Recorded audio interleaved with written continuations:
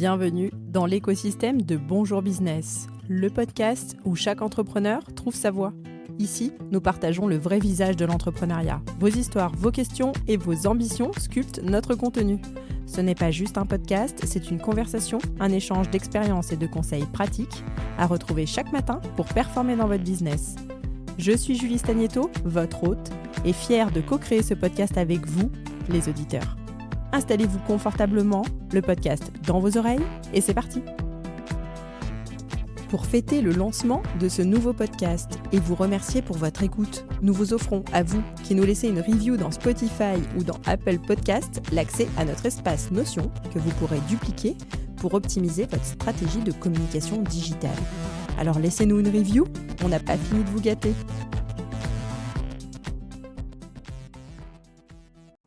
Nous avons vu dans l'épisode précédent comment construire sa marque personnelle en 9 étapes.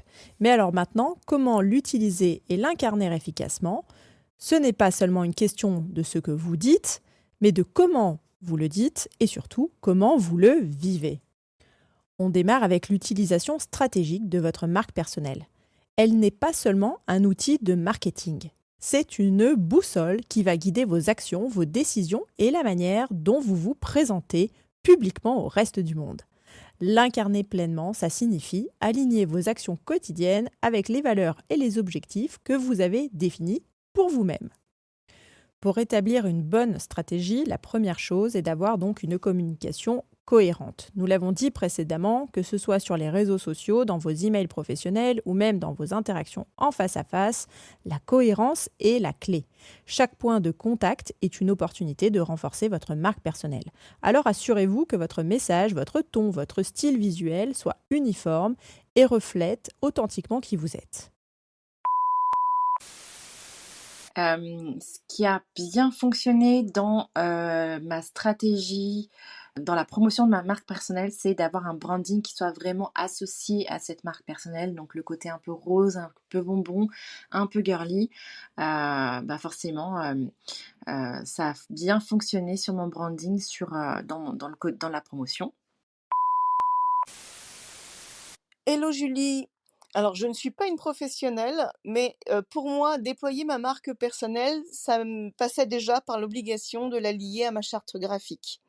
Donc, dans ma marque personnelle, je porte la bienveillance et la douceur, et je l'ai liée complètement irrationnellement, en tout cas au point de départ, au rose. Et j'utilise ce rose dans tous mes visuels, que ce soit sur les réseaux sociaux ou sur les sites internet, puisque c'est là que je veux la rendre visible. Bye bye! C'est pas une stratégie, mais un élément stratégique. Je cherchais un élément distinctif visuel qui soit en accord avec moi. Je me suis posé, j'ai réfléchi, je me suis dit, je porte souvent une casquette, un chapeau. Je vais trouver celle qui correspond à mon parcours, à ma personnalité.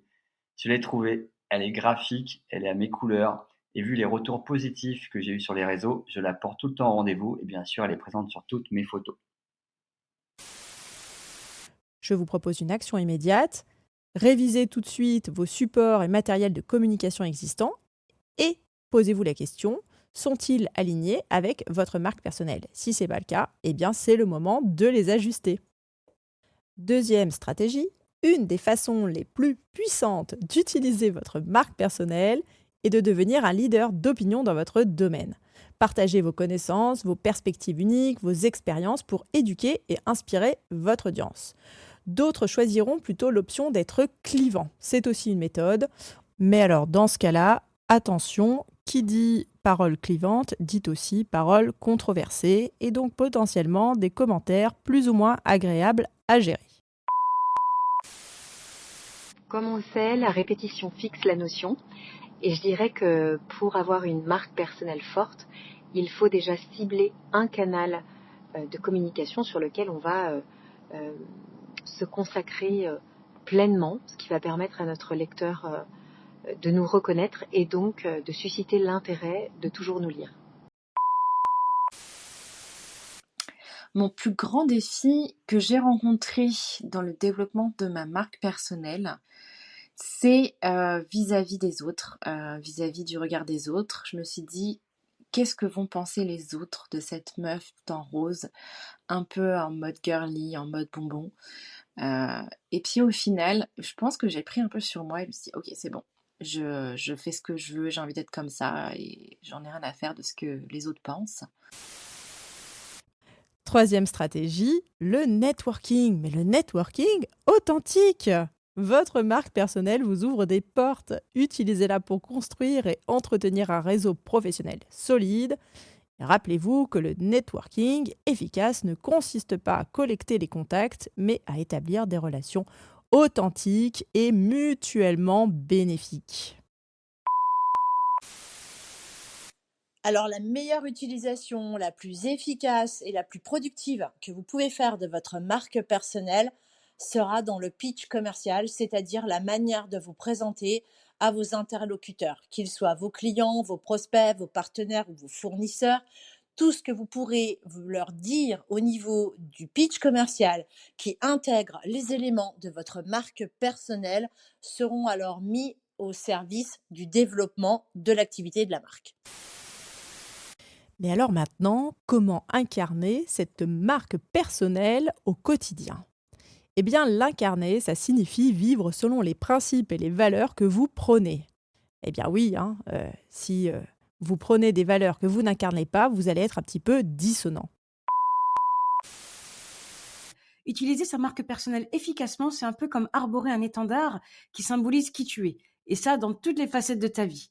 C'est très important de l'utiliser de façon cohérente, par exemple en communiquant de manière uniforme, quelle que soit la plateforme que tu utilises, à l'écrit comme à l'oral, ou encore en défendant ouvertement tes valeurs ou en donnant l'exemple de manière authentique. Alors tout d'abord, soyez authentique et dans l'action. Oui, vos actions parlent plus fort que vos mots. Cherchez des moyens de démontrer votre engagement envers vos valeurs dans vos actions, que ce soit dans le cadre professionnel ou personnel. Exemple, si l'une de vos valeurs clés, c'est l'apprentissage continu, eh bien partagez régulièrement vos dernières découvertes avec votre réseau. Deuxième possibilité, pour incarner votre marque personnelle, vous allez pouvoir pratiquer ce qu'on appelle du build in public ou du learn in public.